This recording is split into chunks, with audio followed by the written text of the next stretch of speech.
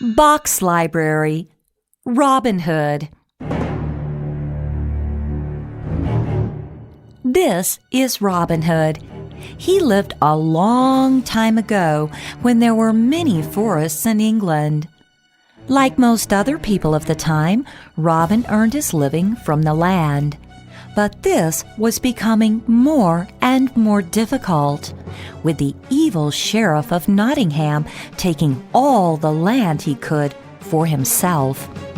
The sheriff hated Robin Hood, not only because he had land which the sheriff wanted, but also because Robin had often spoken out against him and his cruel ways. There were a lot of deer in the forest. The deer belonged to the king, and the king hunted the deer. If any other man hunted the deer, he was hanged. So, when Robin killed a deer in Sherwood Forest, the sheriff stood in the marketplace of the town and talked to all the people. Robin has killed one of the king's deer. He is a thief, an enemy of the king, and an outlaw. A reward will be paid to anyone who captures him. Robin ran away into the Sherwood Forest. Many other men who had suffered at the hands of the sheriff were already hiding there. When Robin Hood came to join them, they soon made him their leader. There was a road through the forest. Robin and his friends hid beside the road. When they saw wealthy travelers, they ran into the road and cried, "Stop! Give us your money, or we will shoot you!" The rich men were afraid and gave Robin their money. But in exchange, the rich always had a good feast and safe passage through the forest. Robin would give the money to poor people. Before long, both rich and poor looked upon Robin Hood as a hero. One afternoon, Robin went hunting. He walked along a path by the stream, and then he came to a narrow bridge. When Robin began to walk across the bridge, a huge strong man carrying a staff approached from the other side. "Out of my way!" the man roared. "I will not," Robin shouted back. "I never give in without a fight." "Nor do I," thundered the stranger. They began to fight in the middle of the bridge. Robin struck the tall man with his staff. Then the man struck Robin. Robin soon realized that he had met his match. They were fighting for a long time. At last, the tall man struck Robin on the head, and Robin fell into the water. Robin swam to the bank, and the tall man pulled him out of the water. "What's your name?" asked Robin. "John Naylor," the man replied. "but my friends call me John the Little." "I am Robin Hood," said Robin. Then he blew his bugle 3 times.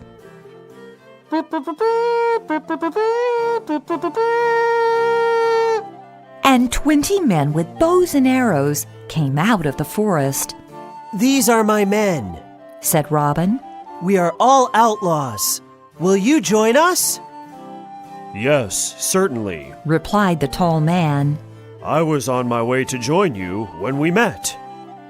"Men," said Robin, "this is John the Little." "We will call him Little John," said the men. "We are glad that he will live with us." Stories of Robin Hood and his men in Sherwood Forest soon spread even further, and people came from far and wide to join them. One cold morning, the outlaws were sitting around the campfire. A juggler came to warm himself by the fire. "Where are you going?" said Little John. "To a wedding," replied the juggler. "Who is to be married?" asked Little John. Marian of Maliset is marrying Sir Roger of Doncaster," replied the juggler. None of the outlaws spoke. They all knew how much Robin loved Maid Marian. The only reason he had not asked her to marry him was because of his life as an outlaw in Sherwood Forest. "I love Marian," Robin said. "I shall not let her marry Sir Roger. I shall go to Maliset and stop the wedding." "We will go with you," cried Little John and the other outlaws. Robin Hood and his men set off together, arriving at the church in time to hear Marian's father reading a letter. "Father," the letter said, "I cannot marry Sir Roger because I love Robin Hood, so I have gone to Sherwood Forest to find him." Robin Hood was overjoyed. He rode back to the forest right away. And as he got to Sherwood Forest, Maid Marian was there waiting for him. Robin swept Maid Marian off her feet and asked her to marry him. "Darling, I thought you would never ask," she answered happily. Maid Marian and Robin Hood were married, and a big celebration was held in Sherwood Forest. Robin was walking through Sherwood Forest one day. A potter came through the forest in his pony cart on the way to sell his wares in Nottingham. Robin Hood stood in front of it. "Stop, good man," he said to the potter. "Lend me your pony and cart. I want to go to Nottingham in it. I will give you 10 coins in exchange." The man was delighted. Not only was he glad to help Robin, but 10 coins was more than he would have earned. They exchanged clothes. Robin went to Nottingham and pretended to be a potter. The next morning, there was an archery competition, and the sheriff would give a silver arrow to the winner. "I shall go and win the arrow," thought Robin, and he went to watch it. The sheriff of Nottingham was there, but he did not know Robin because Robin was wearing the potter's clothes. Several soldiers shot their arrows, but they all missed the target. "They do not shoot very well," said Robin to the sheriff. "Ha!" roared the sheriff. "You think a potter can beat my finest archers?" Robin only smiled. He pulled his bow and shot an arrow. It hit the target. He won the silver arrow. "Well done," said the sheriff, his hard eyes glinting. "Tell me, who was your teacher?" "Robin Hood," replied Robin, pretending to be a potter. "Robin Hood!" cried the sheriff. "Take me to him at once, and the reward of 200 gold coins is yours." Robin set off in his pony and cart. The sheriff went with him, riding a black horse. 20 of the sheriff's men went with them. Robin led them to the deepest part of Sherwood Forest.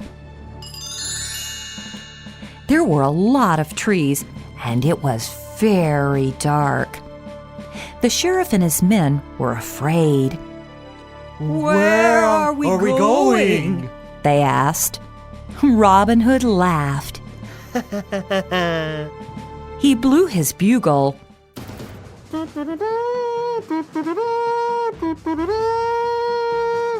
And 80 of the outlaws came running out of the forest. The sheriff and his men were surrounded by the outlaws. "Well, Sheriff," laughed Robin. "I brought you Robin Hood as I promised, so the reward of 200 gold coins is mine. We shall give the money to some poor people, and I shall take your horses too." So, the sheriff had no choice but to hand over the money and walked back to Nottingham with his soldiers. But Robin knew much what the sheriff did was on the orders of Henry II, King of England. So, when the news came that Henry had died, Robin wondered if he would ever meet the king's son, Richard. Robin had heard that Richard was a fine soldier and a brave man, so brave that his people were calling him the Lionheart. Richard the Lionheart had also heard of Robin Hood. So, soon after he came to the throne, he set off to find him. I like Robin Hood and his men, said the new king. because they help poor people. I shall go into the forest and meet them. The king pretended to be an abbot. He wore an abbot's clothes. 2 servants rode with him into the forest. As always, Robin and his men were on the lookout for strangers. So, when the abbot and his servants appeared among the trees, they were surrounded by Robin and his men at once. I bring a message from King Richard, declared the abbot. He wishes to meet Robin Hood. Here is his seal. Seeing the huge seal with the imprint of the royal sign upon it, Robin felt very proud. Tell the king that Robin Hood and his men are at his service and ready to fight for him, he said. The abbot took off his hood. Robin and his outlaws were astonished. It is the king! They cried. As King of England, said the king, I need loyal men such as you. Come, let us go to Nottingham. We will not be outlaws anymore, promised Robin. Finally, Robin, Marion, Little John, and the outlaws went back to the town. Nottingham was a happy, peaceful town again.